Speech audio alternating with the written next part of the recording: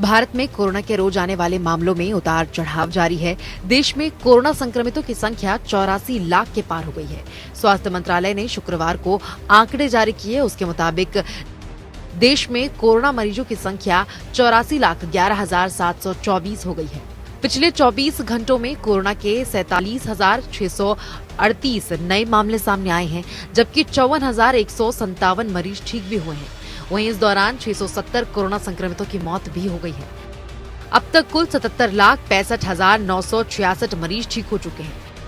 वहीं कोरोना की वजह से अब तक पूरे देश में 1,24,985 लोगों की जान गई है। कोरोना के मौजूदा मामलों की संख्या 5 लाख के नीचे है। ये संख्या 2 अगस्त के बाद पहली बार इतनी नीचे आई है। इस समय देश में 5,20,773 एक्टिव केस हैं।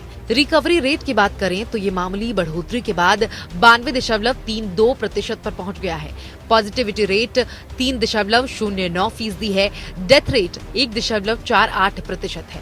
वहीं 5 नवंबर को 12,20,711 कोरोना सैंपल्स के टेस्ट किए गए हैं।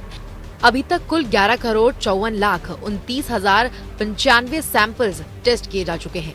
एक और भारत के कई राज्यों में कोरोना के मामले तेजी से नीचे की तरफ आ रहे हैं, लेकिन 5 राज्य ऐसे हैं जहां लगातार बढ़ रहे कोरोना मामलों के आंकड़ों ने वहां की सरकारों और लोगों के लिए टेंशन बढ़ा दी है।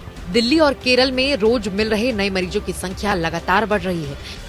दिल्ली में गुरुवार को कोरोना संक्रमण के 6,715 नए मामले सामने आने के बाद संक्रमितों की संख्या 4.16 लाख से अधिक हो गई है।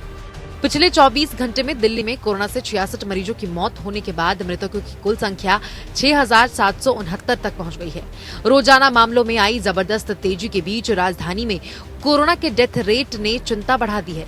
दिल्ली में कोरोना से डेथ रेट राष्ट्रीय औसत से ज्यादा हो गया है। राजधानी दिल्ली में तेजी से बढ़ते कोरोना संक्रमितों की संख्या पर दिल्ली हाई कोर्ट ने गुरुवार को दिल्ली सरकार को आड़े हाथ लिया है। हाई कोर्ट ने कहा कि महामारी सरकार पर पूरी तरह से हावी हो गई है और दिल्ली जल्द ही कोरोना कैपिटल बनने जा रही है। हाई कोर्ट ने कहा कि सरकार द्वारा उठाए जा रहे कदम पूरी तरह से विफल साबित हो रहे हैं। Bureau report.